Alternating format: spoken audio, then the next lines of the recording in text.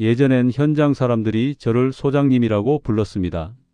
건설 현장에서 38년을 살았고 안전모가 제 트레이드 마크였습니다. 지금은 아파트 경비실에서 야간 근무를 합니다. 새벽 2시부터 8시까지 월급은 150만 원입니다.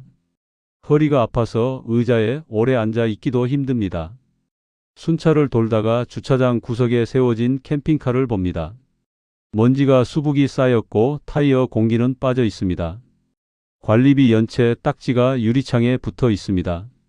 저도 저런 캠핑카가 있었습니다. 1억 750만 원을 들여서 만든 캠핑카였습니다. 지금은 없습니다. 2,500만 원에 팔았으니까요. 손은 아직도 기름때가 지워지지 않습니다. 38년 현장 경력이 무색하게도 저는 캠핑카 하나 제대로 만들지 못했습니다. 이제 어디서부터 잘못됐는지 말해보려 합니다. 저는 23세 건설 현장에 발을 들였습니다. 말단 기사로 시작해서 38년을 현장에서 살았습니다. 새벽 5시에 일어나 현장으로 출근하는 게 제 일상이었어요. 안전모와 작업복이 제 제복이었고 현장 사무실 책상이 제 사무실이었습니다. 처음엔 작은 단독주택 현장부터 시작했습니다. 10년쯤 지나니 아파트 현장을 맡게 됐고 20년 차에는 오피스텔과 상가 건물까지 관리하게 됐습니다. 마지막 10년은 50명 넘는 인력을 지휘하는 현장 소장이었습니다. 수십억 원짜리 프로젝트를 관리했고 시공사 임원들도 저를 인정했습니다. 현장에서 안 되는 게 없었어요. 철근 배근부터 콘크리트 타설, 전기 배선, 배관 공사까지 모르는 게 없었습니다. 부하 직원들이 실수하면 제가 직접 나서서 고쳤습니다. 그럴 때마다 직원들이 말했어요. 소장님은 정말 못하시는 게 없으시네요. 그 말이 자랑스러웠습니다. 26년 봄에 정년퇴직을 했습니다. 61세 퇴직금으로 2억 원을 받았습니다. 38년 대가치고는 많지 않았지만 만족했습니다. 아내와 평범하게 살 수 있는 돈이었으니까요. 퇴직식 날 후배들이 말했습니다. 소장님, 이제 편히 쉬세요. 그동안 고생 많으셨습니다. 저는 고개를 끄덕이며 웃었지만 속으로는 불안했습니다. 38년을 현장에서만 살았는데 이제 뭘 하며 살아야 하나 싶었거든요. 퇴직하고 한 달쯤 지났을 때 답답함이 밀려왔습니다. 아파트 25평에 갇혀있는 기분이었어요. 38년간 넓은 현장을 누비다가 갑자기 좁은 공간에 갇히니 숨이 막혔습니다. 아내는 이제 좀 쉬라고 했지만 저는 쉬는 게 익숙하지 않았어요. TV를 봐도 재미없고 책을 읽어도 집중이 안 됐습니다. 그러던 어느 날 유튜브를 보다가 캠핑카 영상을 봤습니다. 한 부부가 캠핑카를 타고 전국을 여행하는 영상이었어요. 계곡 옆에 차를 세워두고 의자에 앉아 커피를 마시는 모습이 정말 자유로워 보였습니다. 저거다 싶었어요. 며칠 동안 캠핑카 영상만 찾아봤습니다. 중고 캠핑카 개조 영상, DIY 인테리어 영상, 전기 시스템 설치 영상까지 수십 개를 봤습니다. 영상을 보면서 생각했어요. 이 정도야 나도 할 수 있지. 저는 현장 사람이었습니다. 전기 배선, 배관 공사, 목공 작업 다 해봤습니다. 영상 속 사람들이 하는 작업이 제 눈엔 기초 수준으로 보였어요. 업체에 맡기면 바가지 쓸게 뻔했습니다. 제가 직접 하면 비용을 절반으로 줄일 수 있을 것 같았어요. 중고 캠핑카 사이트를 뒤졌습니다. 5년 된 중형 밴이 4,500만 원에 나와 있었습니다. 외관은 깨끗했고 엔진도 괜찮아 보였어요. 판매자를 만나러 갔습니다. 차를 둘러보니 내부가 조금 낡았지만 뼈대는 튼튼했습니다. 이 정도면 내가 손보면 새 차처럼 만들 수 있어. 그 자리에서 계약했습니다. 아내에게 말했어요. 여보, 캠핑카 샀어. 얼마 주고요? 4,500. 아내가 놀라서 물었습니다. 퇴직금 4분의 1을 차에 써요? 괜찮아. 내가 직접 고쳐서 쓸 거니까. 업체 맡기면 배는 더 들어. 아내가 걱정스러운 표정을 지었습니다. 당신이 차 고쳐본 적 있어요? 현장에서 38년 했어. 전기도 배관도 다 해봤다고. 이 정도는 식은 죽 먹기야. 하지만 아내 말이 맞았습니다. 저는 건설 현장 일은 해봤어도 차량 개조는 해본 적이 없었어요. 그땐 그 차이를 몰랐습니다. 부품을 주문했습니다. 인산철 배터리, 인버터, 태양광 패널, 전선, 배관 자재, 목재까지 총 2천만 원어치를 샀습니다. 공구도 새로 장만했어요. 전동 드릴, 각종 렌치, 멀티미터까지 300만 원이 더 들었습니다. 작업장도 필요했습니다. 아파트 주차장에서는 작업할 수 없으니 근처 공업사 창고를 월 50만 원에 빌렸습니다. 계산해보니 총 7천만 원 정도가 들어갈 것 같았어요. 차량 4,500만 원, 부품 2천만 원, 공구 300만 원, 작업장 6개월치 300만 원. 하지만 업체에 맡기면 1억 5천만 원은 든다고 들었습니다. 8천만 원을 아끼는 셈이니 충분히 가치 있는 투자라고 생각했어요. 아내는 계속 말렸습니다. 소장님, 전문가한테 맡기시죠. 돈 좀 더 들어도 제대로 하는 게 낫잖아요. 저는 고개를 저었습니다. 내가 38년 현장 경험이 있는데 뭐가 걱정이야? 지켜만 봐. 석 달 안에 끝낼 테니까. 첫 달은 순조로웠습니다. 캠핑카를 작업장으로 옮기고 내부를 완전히 해체했어요. 낡은 가구를 뜯어내고 벽면을 드러냈습니다. 38년 현장 경험이 있으니 이 정도 철거 작업은 문제 없었습니다. 유튜브를 보면서 설계도를 그렸어요. 전기 배선 위치, 배관 경로, 가구 배치까지 꼼꼼하게 계획했습니다. 완벽해 보였어요. 이제 시작이다. 둘째 달부터 본격적인 작업에 들어갔습니다. 먼저 전기 배선부터 했어요. 유튜브 영상을 보니까 간단해 보였습니다. 배터리에서 인버터로 연결하고 거기서 각 전등과 콘센트로 분배하면 되는 거였어요. 영상을 멈춰가며 따라했습니다. 전선을 연결하고 테이프로 감았습니다. 이 정도면 됐지. 시험 삼아 스위치를 올렸습니다. 딱 소리와 함께 불꽃이 튀었어요. 합선이었습니다. 뭐가 잘못됐지? 배선도를 다시 확인했습니다. 영상과 똑같이 했는데 왜 안 되는지 이해가 안 됐어요. 하루 종일 매달려서 겨우 문제를 찾았습니다. 전선 굵기를 잘못 선택한 거였어요. 현장에서 쓰던 방식으로 했는데 차량용은 규격이 달랐습니다. 전선을 다시 주문했습니다. 40만 원이 추가로 들었어요. 일주일 후 다시 작업했습니다. 이번에는 성공했습니다. 불이 들어왔어요. 됐다. 하지만 기쁨도 잠시 배터리가 이상하게 빨리 닳았습니다. 뭔가 누전이 되고 있는 것 같았어요. 멀티미터로 확인해 봤지만 어디가 문제인지 찾을 수 없었습니다. 일단 넘어가기로 했어요. 나중에 보자. 다음은 배관 작업이었습니다. 물탱크에서 싱크대와 샤워기로 연결하는 작업이었어요. 이것도 유튜브를 보고 따라했습니다. 파이프를 자르고 이음매를 끼우고 실리콘으로 마감했습니다. 완벽해 보였어요. 시험 삼아 물을 틀었습니다. 처음엔 잘 나왔습니다. 그런데 10분쯤 지나니 바닥에 물이 고이기 시작했어요. 누수였습니다. 어디서 새는지 찾느라 한참 걸렸습니다. 이음매 3군데가 제대로 체결되지 않았던 거예요. 다시 풀고 조였습니다. 또 물을 틀었습니다. 이번에도 샜습니다. 다른 곳에서였어요. 짜증이 났습니다. 이게 왜 이렇게 안 되는 거야?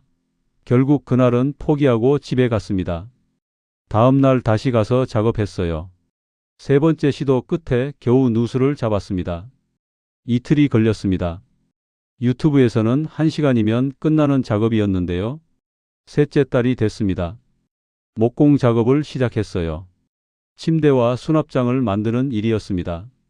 합판을 재단하고 조립하는 건 어렵지 않았어요. 하지만 치수가 계속 안 맞았습니다. 설계도대로 만들었는데 실제로 설치하면 틈이 생기거나 너무 꽉 끼었습니다. 차량 내부가 완전히 평평하지 않아서 생기는 문제였어요. 그걸 미리 계산하지 못했습니다. 침대를 3번 다시 만들었어요. 합판을 계속 버리고 새로 사야 했습니다. 재료비만 80만 원이 추가로 들었습니다. 석 달이 지났지만 완성도는 70%도 안 됐습니다. 전기는 불안정하고 배관은 약한 누수가 계속됐고 가구는 삐걱거렸어요. 그래도 이 정도면 쓸만하지. 스스로를 달랬습니다. 첫 출정을 하기로 했어요. 강원도 캠핑장을 예약했습니다. 드디어 시작이다. 설레는 마음으로 출발했습니다.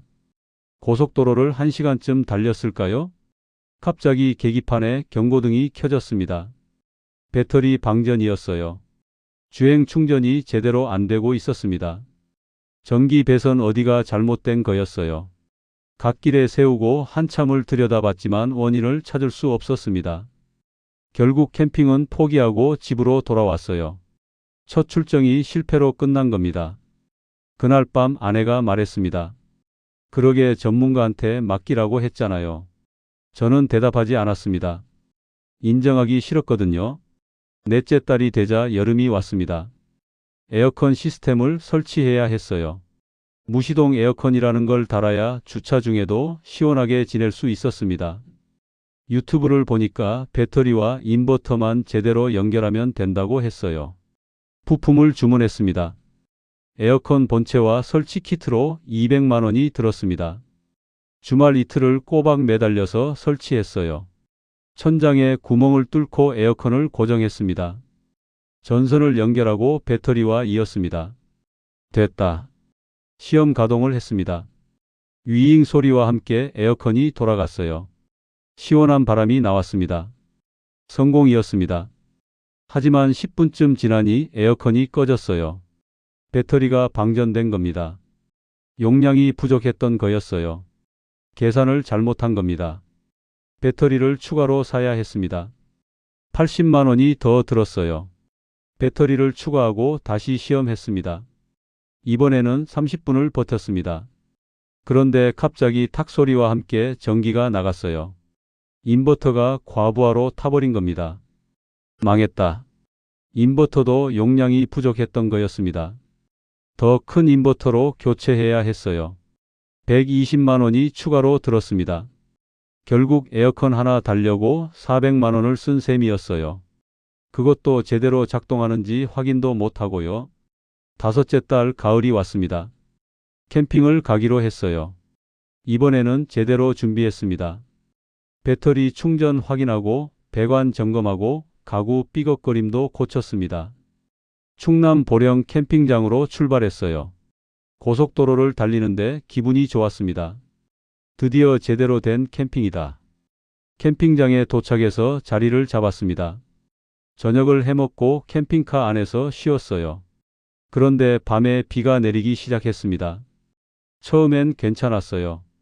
하지만 비가 세지면서 이상한 소리가 들렸습니다. 똑똑똑. 천장에서 물이 떨어지는 소리였어요. 누수였습니다. 에어컨 설치하려고 뚫었던 구멍 주변이 제대로 방수 처리가 안 됐던 겁니다. 급하게 수건으로 막았지만 물은 계속 샜어요. 그날 밤 한숨도 못 잤습니다. 아침에 캠핑장 주인이 와서 봤습니다. 이거 천장 전체를 다시 해야겠는데요. 실리콘 덧바르는 정도로는 안 될 것 같아요. 집으로 돌아와서 정비업체에 전화했습니다. 천장 누수 때문에 그러는데 고칠 수 있나요? 가져와 보세요. 캠핑카를 정비업체에 맡겼습니다. 사장이 차를 보더니 혀를 찼어요. 이거 누가 작업하셨어요? 제가요. 엉망이네요. 천장만 문제가 아니라 전기 배선도 위험하고 배관도 불안정해요. 전부 다시 해야 할 것 같은데요. 얼마나 드나요? 천장 방수 처리만 300만 원이고 전기 배선 다시 하면 200만 원, 배관도 손봐야 하니까 100만 원 이상은 들 거예요. 최소 600만 원은 각오하셔야 합니다. 600만 원이요? 네. 솔직히 말씀드리면 차라리 처음부터 저희한테 맡기셨으면 이것보다 싸게 끝났을 겁니다. 그 말에 가슴이 무너졌습니다. 제가 직접 한다고 설쳤던 게 오히려 돈만 더 들게 만든 겁니다. 결국 600만 원을 주고 정비를 맡겼어요. 한 달이 걸렸습니다. 여섯째 딸 겨울이 왔습니다. 캠핑카를 찾아왔지만 쓸 엄두가 안 났어요. 이미 1억 5천만 원이 넘게 들어갔습니다. 차량 4,500만 원, 부품 2천만 원, 공구 300만 원, 작업장 6개월 300만 원, 추가 부품과 수리비 6천만 원. 계산해보니 1억 6,100만 원이었습니다. 게다가 실제로 캠핑 간 건 딱 한 번뿐이었어요. 그것도 비 맞고 돌아온 거였고요. 아내가 말했습니다. 이제 그만 팔아요. 더 이상은 못 보겠어요. 조금만 더 하면 돼. 제가 변명했지만 목소리에 힘이 없었습니다. 겨울 내내 캠핑카는 작업장에 방치됐어요. 작업장 임대료 만월 50만 원씩 나갔습니다. 일곱째 달 봄이 다시 왔습니다. 난방 시스템을 점검하려고 캠핑카에 들어갔어요. 시동을 걸고 히터를 켰습니다. 작동하지 않았어요. 배선을 확인했습니다. 어디선가 타는 냄새가 났습니다.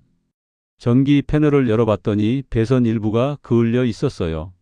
합선이었습니다. 정비업체에 다시 전화했습니다.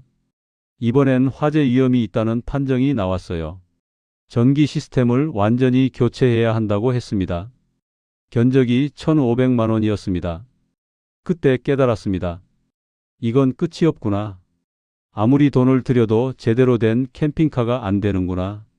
1,500만 원이라는 견적서를 받아들고 멍하니 앉아 있었습니다. 더 이상 돈을 쓸 수가 없었어요. 퇴직금 2억 중에서 이미 1억 6,100만 원을 썼습니다. 남은 돈은 3,900만 원 뿐이었어요.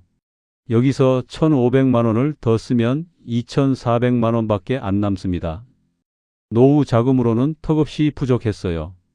결국 매각을 결정했습니다. 중고 캠핑카 사이트에 올렸어요. 가격을 4천만 원으로 책정했습니다. 구매가보다 500만 원 낮췄지만 그래도 팔릴 거라고 생각했습니다.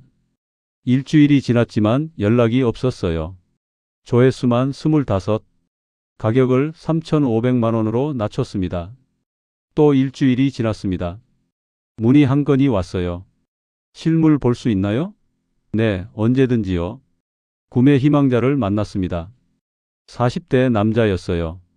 캠핑카를 둘러보더니 고개를 저었습니다. 이거 DIY 하신 거죠? 네, 그런데요. 상태가 별로네요. 전기 시스템도 불안정하고 천장 누수 흔적도 보이고요. 수리했습니다. 이제 괜찮아요. 남자가 냉정하게 말했습니다.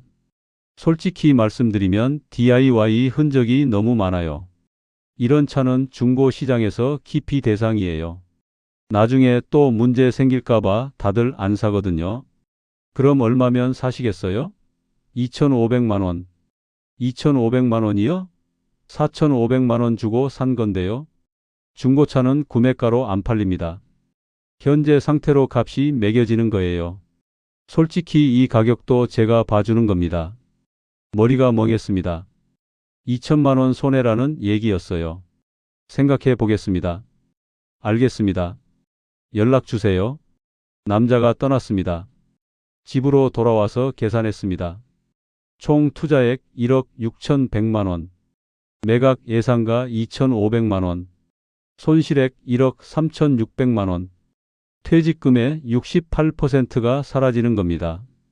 아내에게 말했습니다. 여보, 캠핑카 팔아야 할 것 같아. 얼마 받는데요?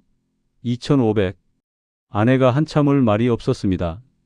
그러다 조용히 말했어요. 당신이 그렇게 잘난다더니 결국 이 꼴이네요. 38년 현장 경력이 뭐예요? 돈만 날렸잖아요. 대답할 수 없었습니다. 정말 그랬으니까요. 며칠 후 아들한테 전화가 왔습니다. 아버지, 제 학자금 대출 보증 서주신다고 하셨잖아요. 석 달 전에 약속하셨는데 아직 안 해주셔서요. 아들아, 미안하다. 지금은 형편이 안 된다. 네? 퇴직금 2억 받으셨잖아요. 그게 사정이 생겼다. 무슨 사정인데요? 말할 수 없었습니다. 캠핑카에 1억 6천만 원을 날렸다고 어떻게 말합니까? 그냥 지금은 안 된다. 아들이 실망한 목소리로 말했습니다. 알겠습니다. 전화가 끊겼어요. 가슴이 무너졌습니다. 일주일 후 다시 연락이 왔습니다. 2,500에 살게요. 언제 거래할까요? 내일 가능하세요? 네. 다음 날 만났습니다. 남자가 현금 2,500만 원을 건넸어요. 계약서에 도장을 찍는데 손이 떨렸습니다. 38년 현장에서 단련된 손이 지금은 부들부들 떨리고 있었어요. 남자가 캠핑카를 몰고 갔습니다. 저는 빈손으로 서 있었습니다. 작업장 사장이 다가와서 말했습니다. 소장님, 캠핑카 파셨어요? 네. 많이 아쉽겠네요. 저는 대답하지 않았습니다. 그날 저녁 건설사 후배들 모임이 있었습니다. 가기 싫었지만 이미 약속한 자리였어요. 후배들을 만났습니다. 소장님, 캠핑카 어때요? 부럽습니다. 한 후배가 물었어요. 팔았어. 네? 벌써요? 맞지 않더라. 후배들이 눈치를 챘는지 더 이상 묻지 않았습니다. 술자리 내내 말이 없었어요. 예전 같으면 제가 가장 시끄럽게 떠들었을 텐데 이제는 입을 열 수가 없었습니다. 집으로 돌아오는 길에 작업장을 지나쳤습니다. 텅 빈 공간만 남아 있었어요. 6개월간 주말마다 매달렸던 곳이었습니다. 모든 게 헛수고였습니다. 집에 들어서니 아내가 방에서 나오지 않았어요. 거실에 혼자 앉아서 통장을 확인했습니다. 잔고 4,750만 원. 퇴직금 2억에서 68%가 사라진 숫자였습니다. 계산기를 두드렸어요. 월 200만 원씩 쓰면 2년이면 바닥납니다. 연금이 나오려면 아직 4년이 남았어요. 일을 해야 했습니다. 61세에 다시 일자리를 구해야 하는 겁니다. 그날 밤 잠을 이룰 수 없었습니다. 천장을 바라보며 생각했어요. 내가 왜 이렇게 됐지? 38년 현장 경력이 뭐가 대수라고 캠핑카 하나 제대로 못 만들었지? 업체한테 맡겼으면 8천만 원이면 끝났을 일이었습니다. 제가 직접 한다고 설쳐서 1억 6천만 원을 날렸어요. 8천만 원을 아끼려다가 오히려 8천만 원을 더 쓴 셈이었습니다. 며칠 후 아파트 관리사무소에서 연락이 왔습니다. 경비 일자리 있는데 해보실래요? 야간 근무인데 월 150만 원입니다. 하겠습니다. 망설임 없이 대답했어요. 선택의 여지가 없었으니까요. 지금은 63세입니다. 아파트 경비실에서 야간 근무를 한 지 1년이 넘었어요. 새벽 2시에 출근해서 8시에 퇴근합니다. 월급은 150만 원입니다. 허리 디스크는 점점 심해졌고 손목도 자주 쑤십니다. 38년 현장 생활의 후유증이에요. 순찰을 돌 때마다 몸이 힘듭니다. 아내는 따로 마트에서 파트타임 일을 시작했어요. 주 4일 하루 4시간씩 일합니다. 월 80만 원을 법니다. 둘이 합쳐도 230만 원밖에 안 돼요. 여기서 생활비를 쓰고 나면 저축할 돈이 없습니다. 남은 퇴직금 4,750만 원은 최대한 아껴 쓰고 있어요. 연금 나올 때까지 3년을 더 버텨야 합니다. 아들과는 1년째 연락이 끊겼습니다. 학자금 보증을 못 써준 이후로 전화가 없어요. 명절에 문자 한 통 보냈지만 답장이 없었습니다. 며느리 얼굴도 그때 이후로 못 봤어요. 손주가 태어났다는 소식은 아내가 며느리한테 듣고 전해줬습니다. 저한테 직접 알려주지 않더라고요. 가끔 건설 현장을 지나칠 때가 있습니다. 크레인이 움직이고 작업자들이 분주하게 돌아다니는 모습을 보면 가슴이 먹먹해져요. 저게 내 자리였는데? 안전모 쓴 소장이 현장을 누비는 모습을 보면 부럽습니다. 2년 전만 해도 저였는데 지금은 경비실에서 CCTV만 들여다보고 있습니다. 순찰 돌다가 주차장 구석에 방치된 캠핑카를 볼 때가 있어요. 먼지 쌓이고 타이어 공기 빠진 캠핑카들. 저처럼 로망에 빠졌다가 실패한 사람들의 흔적입니다. 관리비 연체 딱지 붙은 걸 보면 남일 같지 않아요. 제 캠핑카도 저랬으니까요. 지금 생각해보면 정말 어리석었습니다. 저는 건설 현장 경력과 차량 개조 기술을 혼동했어요. 38년 현장 경험이 있으니까 캠핑카 정도는 쉽게 만들 수 있을 거라고 착각했습니다. 하지만 전혀 달랐어요. 건물 짓는 것과 차 고치는 건 완전히 다른 분야였습니다. 제가 아는 전기 배선은 건물용이었어요. 차량용 12V 시스템은 처음이었습니다. 배관도 마찬가지였고요. 목공도 건물 목공과 차량 인테리어는 달랐어요. 저는 초보였습니다. 38년 경력이 무색하게도 캠핑카 개조에서는 완전한 초보였어요. 그걸 인정하지 못한 게 화근이었습니다. 업체에 맡겼으면 8천만 원이면 끝났을 일입니다. 하지만 저는 직접 한다고 고집 부렸어요. 결과는 1억 6천만 원 날리고 2,500만 원에 팔아버린 겁니다. 총 손실 1억 3,600만 원. 퇴직금의 68%였어요. 더 큰 손실은 가족의 신뢰였습니다. 아내는 저를 믿지 않습니다. 큰 결정을 할 때마다 의심하는 눈빛으로 봅니다. 당신 또 실수하는 거 아니에요? 그 말이 칼처럼 아파요. 아들도 마찬가지입니다.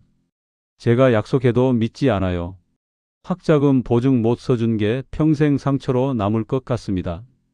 건설사 후배들도 저를 다르게 봅니다.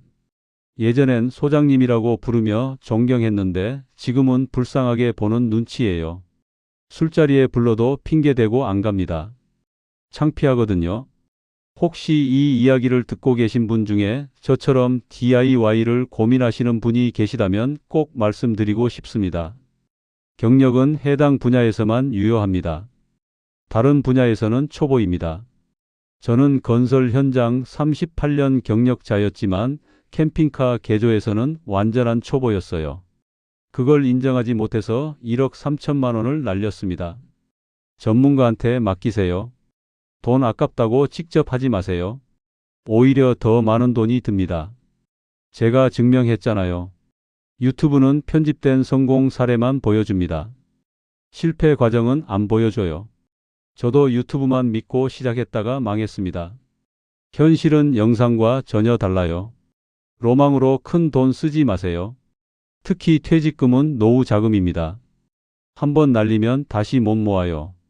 저는 61세에 퇴직금 68%를 날렸습니다.